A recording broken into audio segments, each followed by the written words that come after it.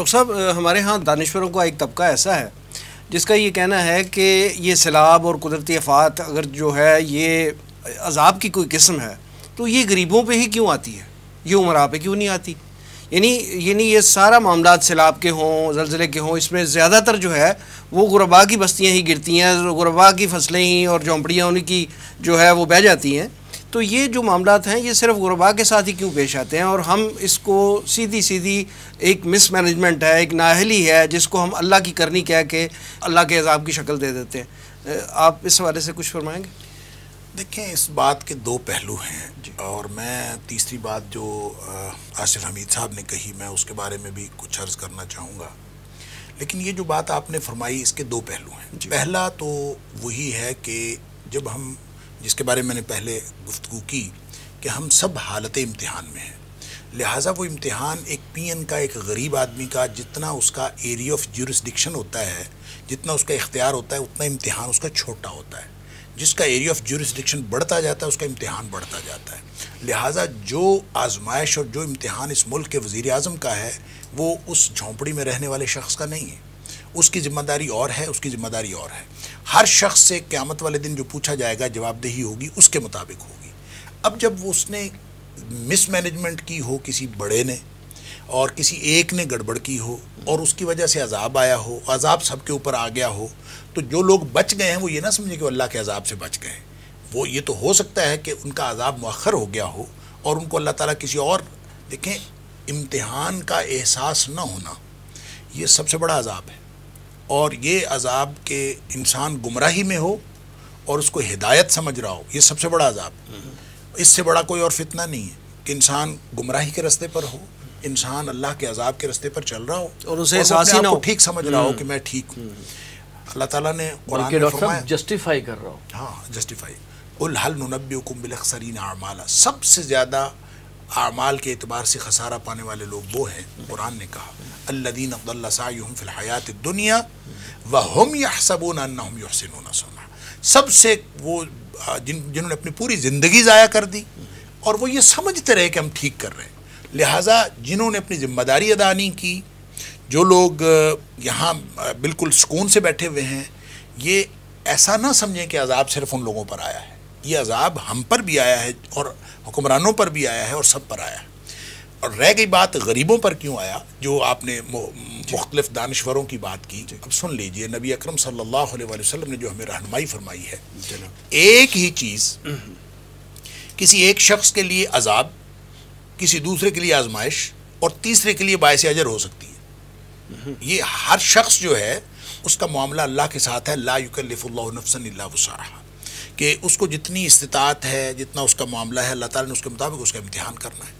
اور جس شخص کا اس کا امتحان ہو رہا ہے یا اس کے اوپر آزمائش یا آفت آئی ہے اور وہ اس کے ذمہ داری سے بڑھ کر ہے، تو یہ اس کے لیے باعث اجر ہے. نبی اکرم صلی اللہ علیہ وسلم نے فرمایا، اس دنیا میں ابتلا آتی ہیں. صحابی پوچھتا ہے، اللہ کے رسول صلی اللہ علیہ وسلم سب سے زیادہ کس کے اوپر آزمائش آتی؟ نبی پاک صلی اللہ علیہ وسلم فرمایا، انبیاء کے اوپر آتی. سب سے زیادہ سخت آزمائشیں انبیاء کے اوپر آتی.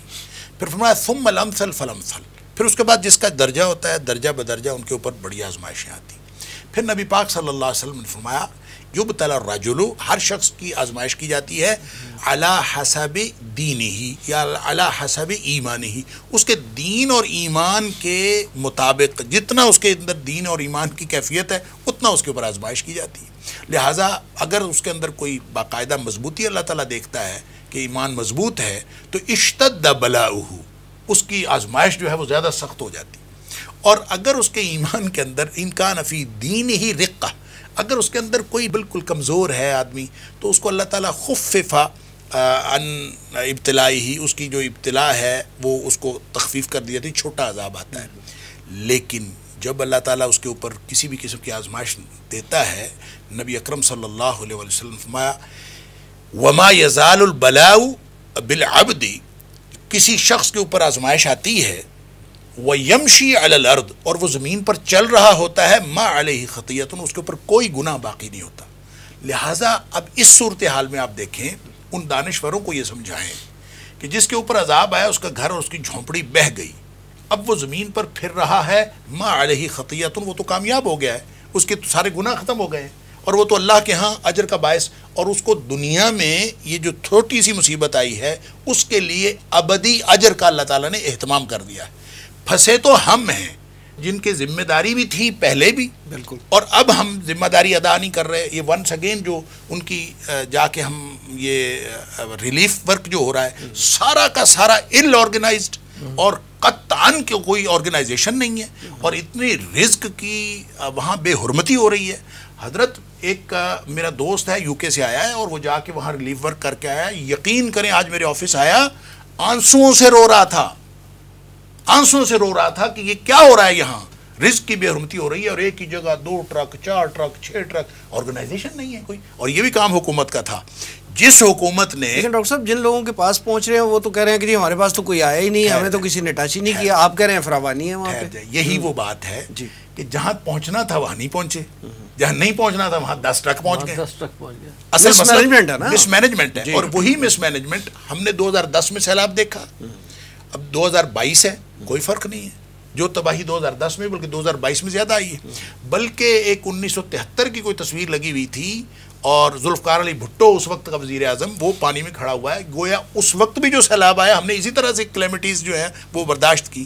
2010 میں آیا یہی حالت تھی، آج 2022 میں آیا، وہ جو این ڈی ایم اے ہے وہ کیا کر رہی ہے، یا یہ جو فنڈز آ رہے ہیں ان کے پاس، جو مینجمنٹ ہونی تھی، دیکھیں یہاں پہ پل انگریز کے بنائے ہوئے جو ہیں وہ تو ابھی تک کھڑے ہوئے ہیں، اور جو ہمارے بنائے ہوئے ہیں وہ پل جو ہے بہہ رہے ہیں، سڑکیں ختم ہو رہی ہیں۔ تو وہ مینجمنٹ جو حکومت کے ذمے تھی، یہ ایک گناہ ہے جو اب تک نہیں کیا۔ لہٰذا 75 سال میں جتنے حکمران ہیں جواب اللہ کو دینے کے لیے تیار رکھیں، ان کی جواب دہی ہوگی، وہاں پوچھا جائے گا آپ نے کیا نہیں کیا۔ اور پھر جو اگلی بات ہے کہ آج جو مس مینجمنٹ ان کو راشن پہنچانے میں، ان کی مدد کرنے میں جو ہو رہی ہے، اس مینجمنٹ میں جو بے حرمتی رزق کی ہو رہی ہے اور جو رزق ضائع ہو رہا ہے، اس کی ذمہ داری اس کا حساب بھی حکمرانوں کے اوپر ہے۔ اب میں اس پوائنٹ کے اوپر ضرور بات کرنا چاہوں گا جس کی طرف آصف حمید صاحب نے اشارہ کیا کہ ان تؤدوا الامانات الی اہلھا، اہل لوگوں کی طرف امانتیں۔ دیکھیں ایک بدو آیا نبی کریم صلی اللہ علیہ وسلم کے پاس، اور اس نے آ کے کہا کہ اللہ کے رسول صلی اللہ علیہ وسلم متی الساعہ، قیامت کب آئے گی؟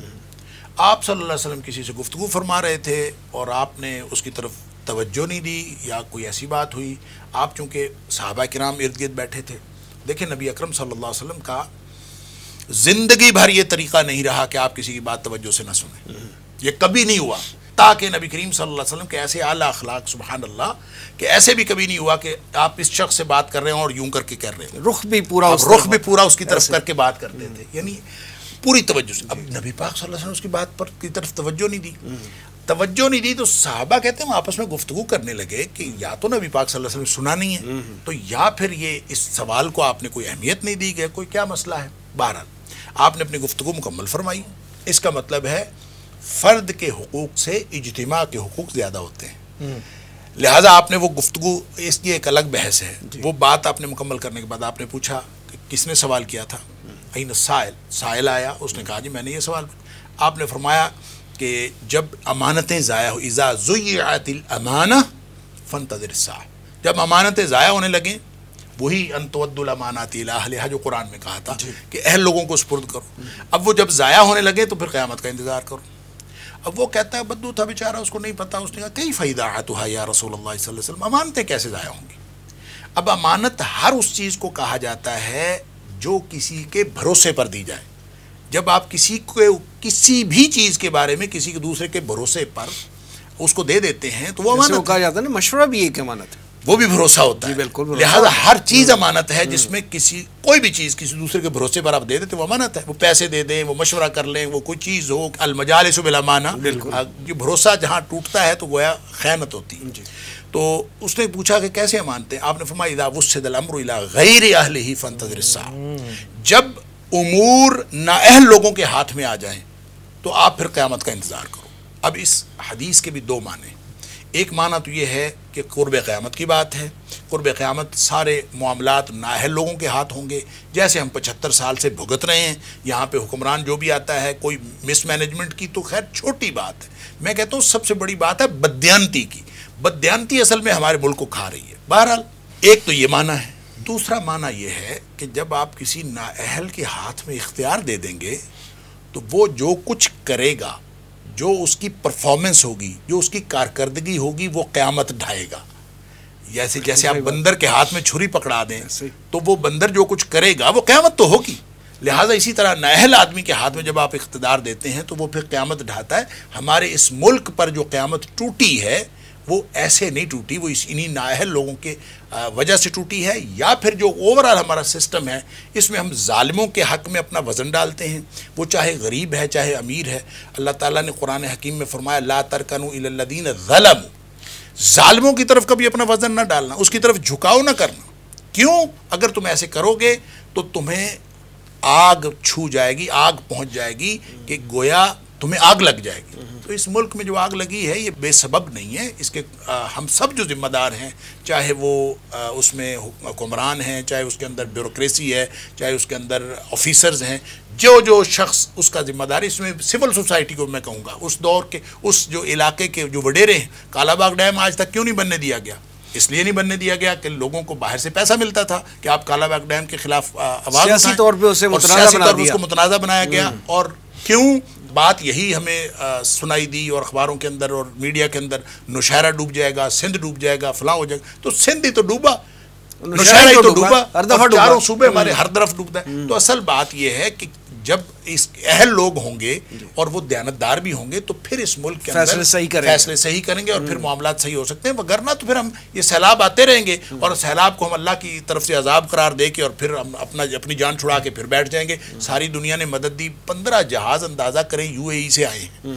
کون حساب رکھنے والا ہے کہ 15 جہاز کہاں استعمال ہوئے؟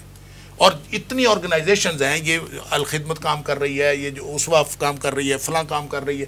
ہر تنظیم، اور کسی تنظیم سے آپ پوچھیں نا کہ یار آپ اس کے ساتھ تعاون کر کے آپ اس کے ساتھ چلیں، کہتے نہیں ہم نے اپنا جھنڈا لگانا ہے ہر شخص نے. اور پھر ان لوگوں سے جا کے وہاں پہ فوٹو سیشن جو ہوتا ہے، یار میں کہتا ہوں اللہ تعالیٰ معاف کرے، ہماری قوم کے اوپر عذاب کیوں نہ آئے کہ وہ جو ہو سکتا ہے یہ چیریٹی آرگنائزیشنز کی ضرورت ہو، لیکن آپ دیکھیں ان کی عزت نفس بھی کوئی چیز ہے. اور لوگوں کو لائنوں میں بٹھا کے آپ ان کو راشن دے رہے ہیں، لوگوں کو لائنوں میں بٹھا کے آپ ان کو دے رہے ہیں، اور پھر ان کی تصویریں کھینچ کے آپ دے رہے ہیں. دیکھیں اس کی بیسٹ ڈسکرپشن وہ تھی، ایک چھوٹا سا ویڈیو کلپ آیا کہ جس میں وہ چھوٹی سی بچی ہے 8-10 سال کی، اور اس کو وہ بلا رہا ہے بندہ، میں تمہیں کچھ دوں. اس کا چھوٹا بھائی ہے، وہ کہتا ہے تصویر کھینچ لے گا نہ جانا.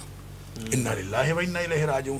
ہم نے گویا عزت نفس کا بھی خیال نہیں رکھا. اور یہ جو کچھ ہوا ہے اور مس مینجمنٹ کی، میرا ایک دوست ہے جو 22 دن سیلاب کے علاقے میں رہا ہے خود، اور 22 دن بعد آیا ہے. اس نے بہت ساری آرگنائزیشن سے اس نے تعاون کیا ہے.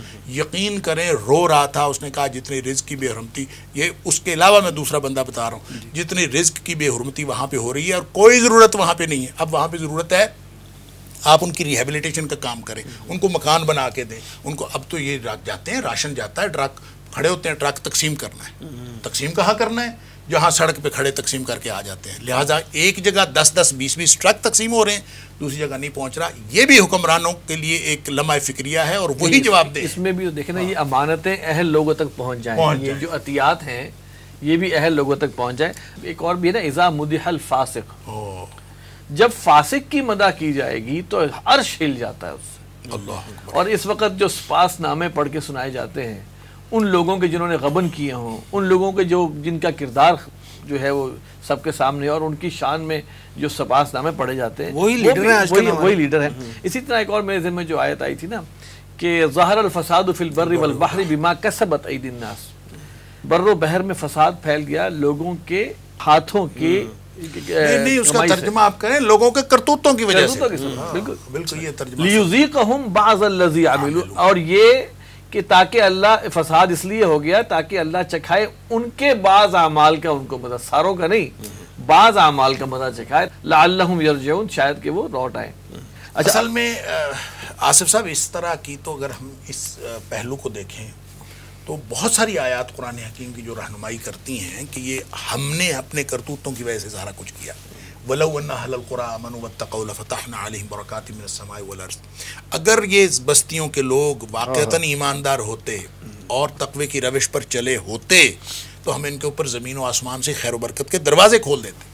وَلَٰكِن كَذَّبُوا، یہ جھوٹے نکلے، انہوں نے خود جھٹلا دیا، اپنے ہی دعوے کو جھٹلایا. فَأَخَذْنَاهُم بِمَا كَانُوا يَكْسِبُونَ، ان کے کرتوتوں کے سبب ہم نے ان کو پکڑ لیا. تو کہنے کی بات یہ ہے کہ ہیں تو اپنے کرتوت، لیکن کس کے کتنے ہیں یہ اللہ جانتا ہے. لیکن سر ایشو یہ آج کل کا جو ایشو جس پر کہ ہماری بحث چل رہی ہے، ہم ماننے کو تیار نہیں ہے ایز اے نیشن، یعنی کہ ہم ماننے کو تیار نہیں کہ اللہ ہم سے ناراض ہے ہمارے بدعمالیوں کی وجہ سے، اور یہ جو بھی ہم پر گزر رہی ہے یہ اس کی سزا ہے.